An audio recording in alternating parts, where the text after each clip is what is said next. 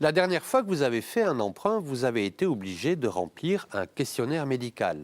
Alors bien souvent, le banquier vous propose de le remplir un peu à la va-vite sur le coin d'une table en vous expliquant que ça n'est pas grave. En fait, son importance est primordiale.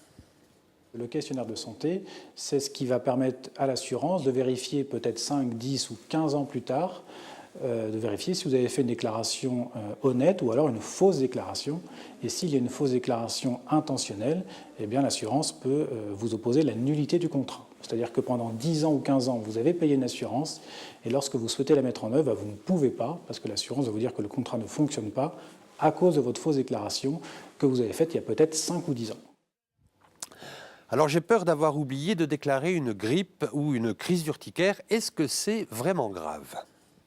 Il faut aussi que votre fausse déclaration ait un impact pour l'assureur. C'est-à-dire que de ne pas déclarer une grippe, ça ne change pas l'opinion de l'assureur. C'est-à-dire que même si vous aviez déclaré cette pathologie, votre prime d'assurance aurait été identique.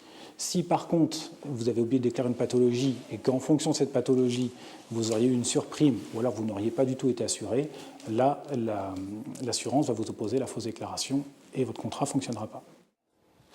Le problème, c'est que j'ai une fâcheuse tendance à oublier. Alors qui peut, mieux que moi, m'aider à remplir cette déclaration, à votre avis ?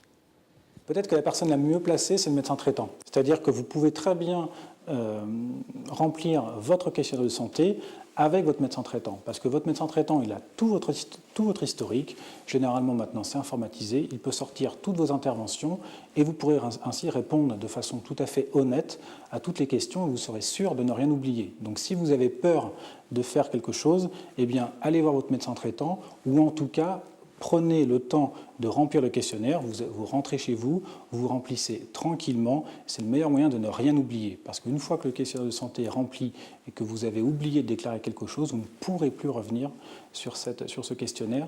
Et si 10 ans plus tard, vous avez une autre pathologie qui n'a rien à voir d'ailleurs avec ce que vous aviez oublié de déclarer, l'assurance vous objectera quand même la fausse déclaration. Oui, monsieur le banquier, je suis malade, mais je me soigne. C'est la seule réponse à lui donner. Parce qu'on l'a bien compris, une fois que ce questionnaire de santé est rempli et signé, on ne peut plus revenir dessus. Et en cas de fausse déclaration, c'est là que les ennuis commencent.